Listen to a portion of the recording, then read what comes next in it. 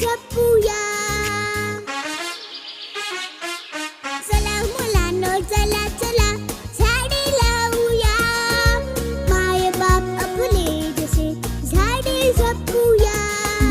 निसर्ग शाळा सांगत आहे धरणी सजवूया.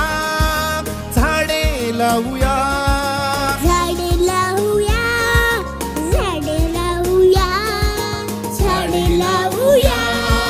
झाडे लावूया.